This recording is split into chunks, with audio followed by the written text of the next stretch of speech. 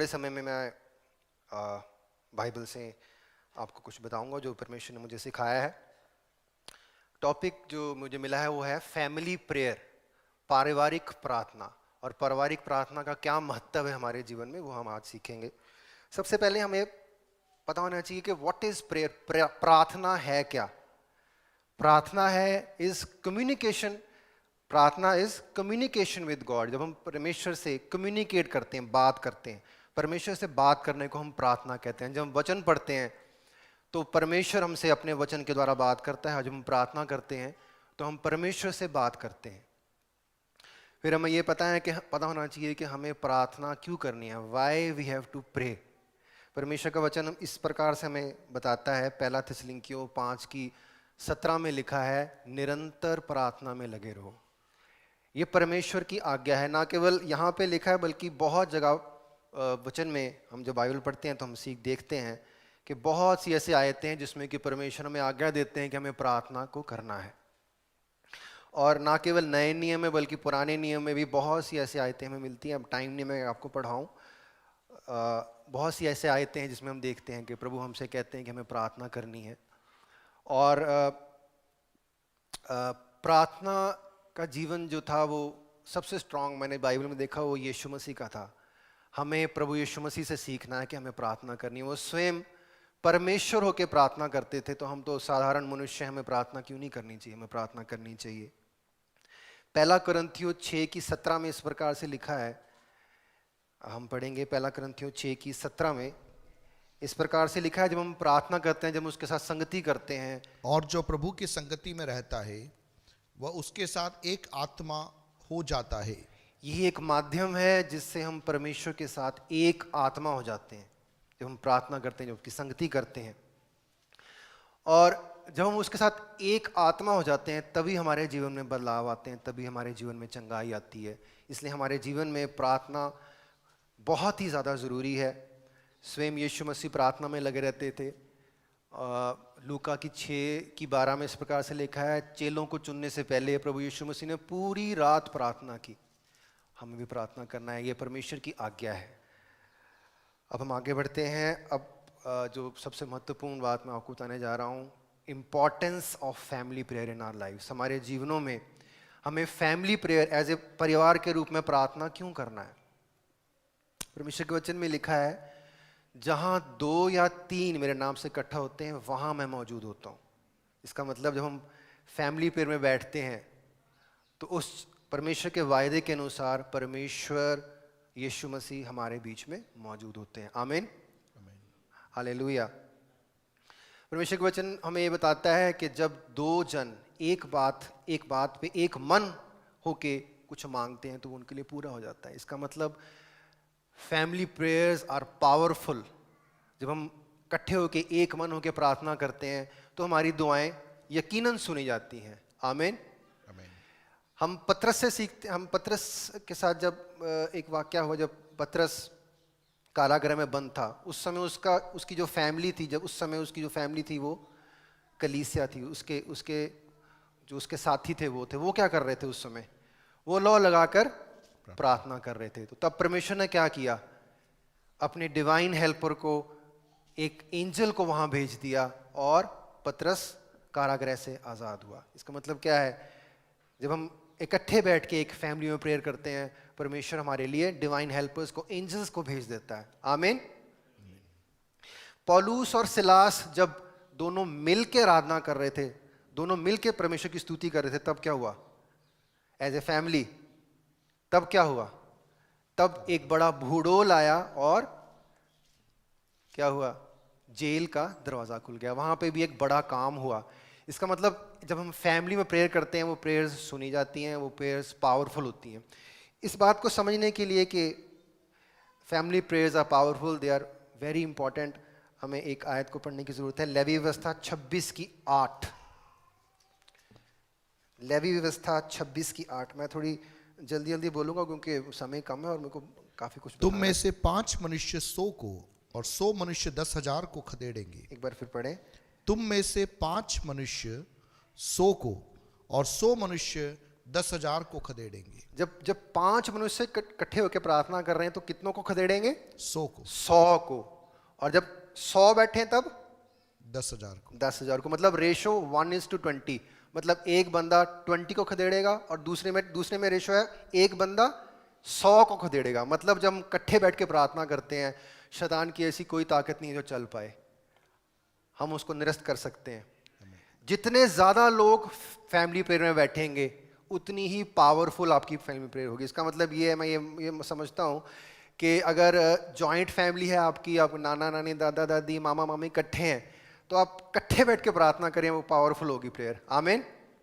कई बार हम देखते हैं, मैं अपने घर में भी देखता हूँ, कई बार बच्चे कहते हैं पापा मैंने टीवी देखना है, या कई बार मेरी वाइफ किचन में बिजी होती है, मैं कहता हूँ नहीं, सारे काम छोड़ के पहले हमने इकट्ठे बैठ के प्रेयर करनी है, क्योंकि जब हम इकट्ठे बैठ के प्रेयर करते हैं वो पावरफुल होती है। एक और बात मैं आपको बताना चाहता हूँ, जब पेंतकुस्त के दिन जब पवित्र आत्मा उतरा, वो कब उतरा?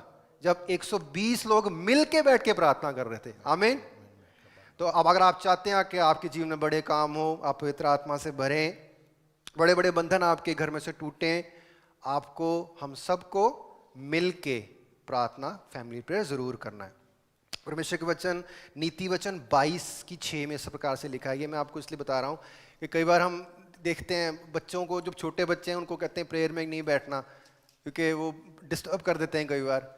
लेकिन हमें बच्चों को स्पेशली प्रेयर में बिठाना है, ज़रूर बिठाना है, क्योंकि परमेश्वर के वचन प्रोवर्ब्स 22:6 में इस प्रकार से लिखा है, लड़के को शिक्षा उसी मार्ग की दो जिसमें उसे चलना है, वो उसके बुढ़ापे तक उसके साथ रहेगी। अगर हम बच्चे को बचपन से प्रेयर में बैठाना सिखाएंगे, वो उसके साथ रहेगा और वो बड़ा जैसे से बड़ा होगा और उसको महत्व पता लगेगा प्रेयर का। हमें बच्चों को अपनी प्रेयर्स में, फैमिली प्रेयर्स में ज़रूर बिठाना है। एक और आयत हम पढ़ेंगे, साम्स 127:1, 127 की 1। यदि घर को यहोवा न बनाए तो उसके बनाने वालों का परिश्रम व्यर्थ होगा। यदि नगर की रक्षा यहोवा न करे तो रखवाले का जागना व्यर्थ ही होगा। अगर परमेश्वर हमारे घर में नहीं है, प्रार्थनाएं, आराधना, परमेश्वर का वचन अगर नहीं पढ़ा जाता हमारे जीवन में, हमारे घरों में पारिवारिक प्रार्थना नहीं होती, तो हमारा जो घर को बनाना है वो व्यर्थ है।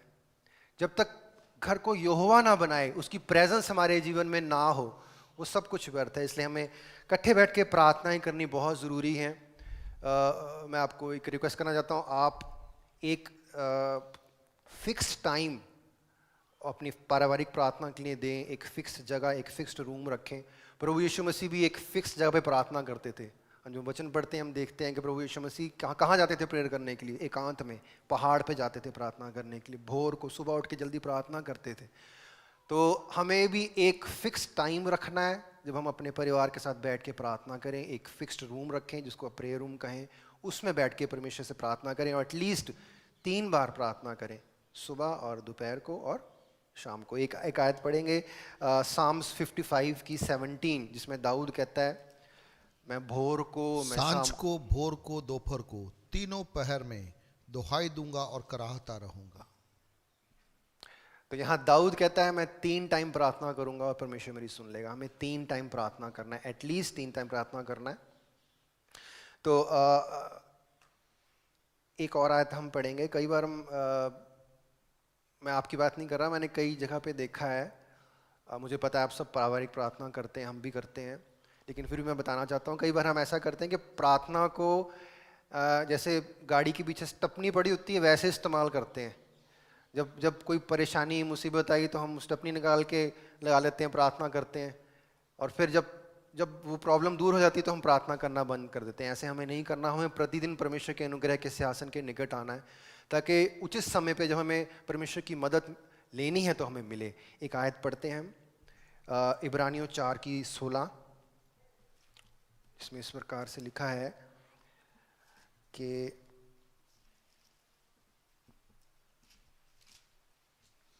आओ हम अनुग्रह के सिंहासन, इसलिए आओ हम अनुग्रह के सिंहासन के निकट हियाव बांध कर चले कि हम पर दया हो और वो अनुग्रह पाए जो आवश्यकता के समय हमारी सहायता करे। आवश्यकता के समय जो हमें अनुग्रह चाहिए वो हमें तभी मिलेगा जब हम प्रतिदिन परमेश्वर की उपस्थिति में बैठेंगे, अपनी फैमिली के साथ मिलके प्रार्थनाएं करेंगे। अब जब हमें प्रार्थना करने बैठना है अपनी फैमिली के साथ, उससे पहले या उस समय भी हमें अपने आप को प्रिपेयर करना है प्रार्थना के लिए, ताकि हमारी प्रार्थनाएं सुनी जाएं। वो प्रेपरेशन कैसे करनी है, हमें अपने मन को प्रेयर के लिए कैसे तैयार करना है, हम सीखेंगे। प्रभु यीशु मसीह ने बहुत ही अच्छे तरीके से सिखाया।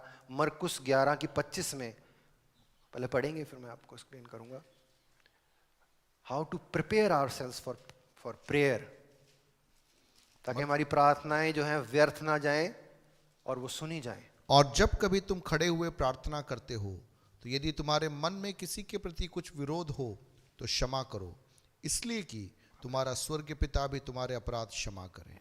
आमीन। जब हम अपने परिवार के साथ बैठते हैं, हस्बैंड वाइफ बच्चे और भी आपके घर में कोई है, सबसे पहले हमने अपने मन को चेक करना है। हमारे मनों में एक दूसरे के लिए कोई भी कड़वाहट, कोई भी मनमुटाव नहीं होना चाहिए। कई बार आपस में हम बहस हो जाती है घर में, और कई बार हम मनुष्य हैं, हमारे मनों में आ जाता है किसी के लिए, तो उस समय प्रभु को कहना है, प्रभु मेरे मन को साफ करें, ताकि मैं अपने तेरे लहू के द्वारा और तेरी पवित्र आत्मा के द्वारा अपने मन को पवित्र करूं, और ताकि मेरी प्रार्थना सुनी जाए। यहाँ तक कि परमेश्वर के वचन में लिखा है, अगर हमारे मनों में प्रेम नहीं, जब हम प्रार्थना करने बैठते हैं, तो वो प्रार्थनाएं, वर्ड यूज़ किया गया है, घृणित हैं। जब मैं इस वचन को जब मैं पढ़ता हूँ तो मैं हैरान हो जाता हूँ, और मैं सोचता हूँ कि जब प्रार्थना करूँ तो अपने मन को पहले क्लियर करूँ, साफ करूँ, ताकि मेरी प्रार्थनाएं जो हैं, हमारी पारिवारिक प्रार्थनाएं घृणित ना ठहरे। वो आयत मैं आपको जरूर पढ़ाना चाहता हूँ, बताना चाहता हूँ कहाँ पे है। प्रोवर्ब्स 28 की 9th वर्स, नीति वचन 28 की 9, 28 की 9। जो अपना कान व्यवस्था सुनने से मोड़ लेता है, उसकी प्रार्थना घृणित ठहरती है। जो अपने कान व्यवस्था सुनने से मोड़ लेता है। अब हम कहेंगे व्यवस्था जो पुराने नियम की है, उसमें तो बहुत सी आज्ञाएं हैं, क्या हम वो सारी आज्ञा मानेंगे तो हमारी दुआ सुनी जाएगी, तो हम पवित्र ठहरेंगे? ऐसा नहीं है। जो नए नियम की व्यवस्था है वो क्या है? वो एक ही बात पे ठहरी हुई है। वो क्या है? प्रेम। वो है प्रेम। गलातियों 5:14 में हम पढ़ते हैं, पौलुस से पवित्र आत्मा ने बहुत ही अच्छे तरीके से ये बताया कि सारी व्यवस्था इसी में पूरी हो जाती है जब हम अपने पड़ोसी को अपने समान प्रेम करते हैं। वो पढ़ेंगे गलातियों 5:14।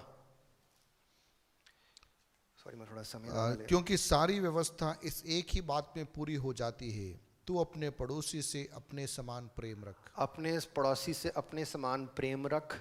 अगर हमारे अंदर एक दूसरे के लिए प्रेम होगा, हमारी फैमिली के लिए, हमारे कलीग्स के लिए, हमारा पड़ोसी है कौन? जिससे हम रोज़ मिलते हैं। हमारे चर्च के मेंबर्स हमारे पड़ोसी हैं, हमारे कलीग्स हमारे पड़ोसी हैं। हम जब तक अपने मनों को साफ नहीं करेंगे प्रेयर में बैठने से पहले, वो हमारी प्रेयर क्या होगी? वो सुनी नहीं जाएगी। वो घृणित प्रेयर है। इसलिए हमने सबसे पहले प्रभु कहना, प्रभु अपने लहू के द्वारा पहले मेरे मन को साफ कर, ताकि मैं प्रेयर में बैठने के लिए तैयार हो सकूं और हम मेरी प्रार्थना सुनी जाए। अब सिर्फ मैं 2 मिनट और लूँगा, थोड़े समय मेरे को दिया गया है। अब हमने ये सीखना है, हमने अभी तक ये सीखा कि हमें प्रेयर क्यों करना है, परमेश्वर की आज्ञा।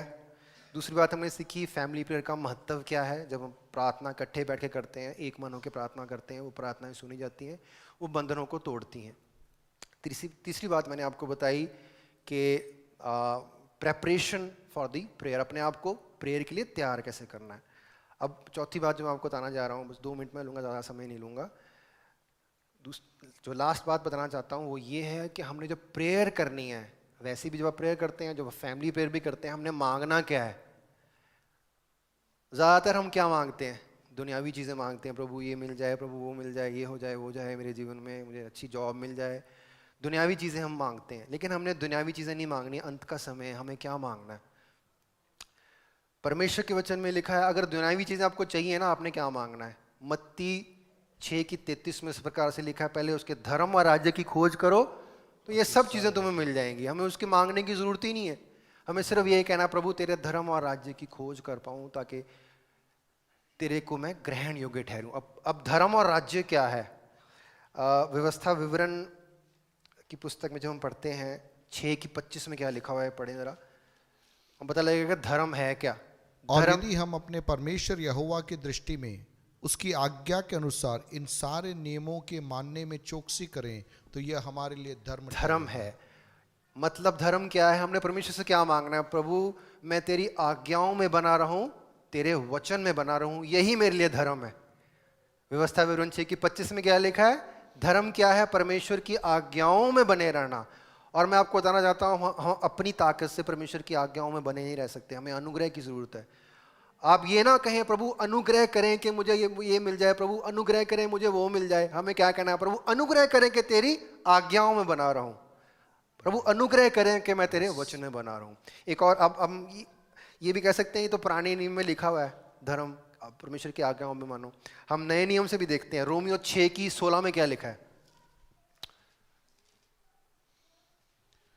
क्या तुम नहीं जानते कि जिसकी आज्ञा मानने के लिए तुम अपने आप को दासों के समान सौंप देते हो उसी के दास हो, चाहे पाप के जिसका अंत मृत्यु है, चाहे आज्ञाकारिता के जिसका अंत धार्मिकता है। आज्ञाकारिता के जिसका अंत क्या है? धार्मिकता। तो हम क्लियर हो गया धार्मिकता, धर्म क्या है परमेश्वर का? उसकी आज्ञाओं में बने रहना। और उसका राज्य क्या है? वो पढ़ेंगे नहीं, आप घर जाके पढ़ सकते हैं, टाइम ज़्यादा हो रहा है। जो राज्य है वो रोमियो की 14:17 में लिखा है। वो राज्य है क्या? वो मेल मिलाप और वो आनंद है जो पवित्र आत्मा से हमें मिलता है। आमीन। तो हमने परमेश्वर से मांगना क्या है? दुनियावी चीजें मांगनी है? नहीं मांगनी। हमने क्या मांगना है? प्रभु अनुग्रह करें कि तेरे वचन में बना रहूं ताकि तेरे धर्म और राज्य की खोज कर सकूं। और अगर मांगना ही है तो हमने क्या मांगना है? परमेश्वर पवित्र आत्मा की भरपूरी दे, पवित्र आत्मा के फलों से हमें भर। वचन में क्या, सब कई बार हम वचन पढ़ते हैं तो उसमें लिखा हुआ यीशु मसीह कहते हैं ढूंढोगे तो पाओगे, खटखटाओगे तो तुम्हारे लिए खोला जाएगा।